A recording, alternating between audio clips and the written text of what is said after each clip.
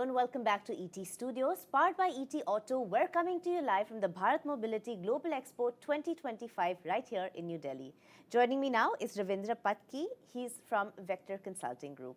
Ravindra, welcome. It's a pleasure to have you here in ET Studios. Thank you. So, just to kickstart, of course, we're here at this massive global expo. There's a lot happening here. There's a lot of innovation that we're seeing. Different players, actually. So, all, of course, the auto manufacturing and components parts, but lots of different aspects to what we are seeing on ground. Can you take us a little bit through your experience? Why do you feel it's important to be part of such an expo? So, if you look at it from the perspective of innovation, Yes. Electric vehicles have triggered a lot of innovation in the peripherals of the vehicle. Okay, so if you see the lighting, the electronic systems have upgraded themselves significantly, and we can see that in the expo continuously. I just wonder one thing, whether those peripheral changes can also be applicable to any IC automobile, right? Any internal combustion engine automobile can also have those things. Sure. So good thing is this EV, the new technology has triggered changes in many other aspects of the vehicle which were not thought of earlier. Right. Yes. And that is a big change I can see everywhere. Okay. So everyone is posing themselves with very newer technologies. Yes. And that's a good thing. Yep, absolutely fantastic. So, of course, we all know how India is booming nationally as well as globally when it comes to auto manufacturing. I'd love to get your perspective on this. How do you see India's role evolving as both a manufacturing hub but also an innovation hub, as you're saying, is so central here? So, if you ask me, we are innovating. But however, I think that we are far behind in a sense that if you see up to around 4 years ago for passenger vehicles export, China was nowhere. Yeah. Up to 2020, they were very minuscule level in terms, and nobody regarded them as a quality manufacturer for automobiles. But in last 4 or 5 years, if you see, they have caught the market significantly. Now people believe that it is because of the EV boom. They have lithium, they have battery under their control. Yes, they do have that, but it is only 30% of their export. Right. Yes. So 60%, 70% of their exports are coming from conventional automobiles, which is combustible engines. And that is where I think Indian automobile manufacturers are caught napping in terms of the pace at which we were supposed to develop. There was a good opportunity for everybody. Everybody was new at electric vehicles. Yes, true. So everybody has equal amount. Ground, Yes. And that is also seen in the domestic market, very new players coming up and manufacturing their own vehicles. We have Ather, we have Ola, who were nowhere in the automotive space. So I think that is where we should have been a little faster in terms of our innovation, developing our products and offering them in a way that market is expecting it. Right. And I think China has surpassed the expectation for everybody. True. So that I think even now it's a time that we should relook at how we are spending.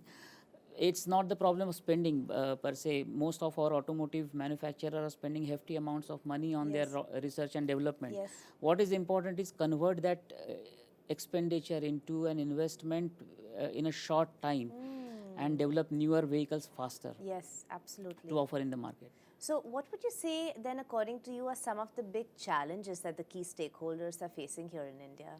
So if you see, one of the things that people think about why China surpassed is the subsidy. It does play a role. But what is also important is how intrinsically an organization develops their products. Yes. Government can only do so much. Beyond that, it is the willingness of the organizations to put the foot on the pedestal to drive the things faster. Yeah. And I think that is where we are stuck. If you see the conventional way in which our new product development happens, it took for a four-wheeler around 48 months. And that's very slow pace. Long, and 48 months is the planned time. The actual time could be 60 months. Sure. It is always delayed. Yes. Some consulting firm in the past has done research saying that 45 to 50% of the projects are delayed beyond 50% of the time. Wow. So if that is the case, then we have to look internally, look at how we can expedite the completion of the project. Sure. At Vector Consulting Group, we actually help companies in expediting the new product development. We are working with quite a few commercial vehicle manufacturers, two-wheeler manufacturers to expedite their product development, Yes. reduce the cycle, and get more and more vehicles out faster. Sure. And I think that is the need of the hour currently. Yeah, absolutely, absolutely. No, thank you for that perspective. Some of the key pillars here that, of course, we're talking about at the Expo, but in general, in the Indian auto manufacturing sectors, of course, electrification, digitization, sustainability is such a big component. So, how do you see this panning out? Where is India at currently, and how do you see it panning out in the coming years? So, if you look at the electrification, unfortunately, we are trying to copy what Europe and US is doing. Yeah. But for them, almost 80% of their electricity comes from nuclear power. Right, yes. So it is already in a better zone of sustainability. In India, almost 75 to 80% of the power comes from coal burning. Right. So you are when you are going to EV, you are actually shifting the location of emissions. Yes. It is shifting from the metros to the rural areas where the power plants are. Yes. Yes. So from the perspective of India getting into the electrification and the drive for electric vehicles, I think to begin with, hybrid is a better option for India to begin with. When we have a better fuel efficient or better fuel which is carbon neutral to generate electricity, that is a time when we should really look forward for it. Right. Moreover, what to do with the all of the lithium and the things of the battery parts which will come up and which needs to be recycled in future, that remains a challenge for Indian manufacturers because we have to build a new supply chain altogether for that. It will create its own dump somewhere like we have plastics, and then in the name of sustainability we'll have a challenge. So for electrification and sustainability, I think till the time we go for a cleaner fuel to generate electricity, we should look forward for something which is hybrid. And I think Maruti is working on that. Other companies are working on electric, so it's a mix of things that is happening. We'll see how it pans out. Okay, but where do you think India stands, let's say on a global scale, if you were to compare? Vis-a-vis, creating sustainable solutions, like you're saying, maybe tapping into alternative sources. How far are we compared to our global counterparts? If we recently check the progress that we have done in hydrogen power, recently our PM has inaugurated a locomotive powered by hydrogen fuel. So I think we per se in innovation are quite ahead. Yes. It's not that we are lagging behind nowadays. The globalization has made the world very small, and innovation is happening very fast. True. Yes. So I don't think that is a problem. In electric vehicles also, it's not a problem. If you see some of the vehicles that have come up now, they are very good vehicles. Yes.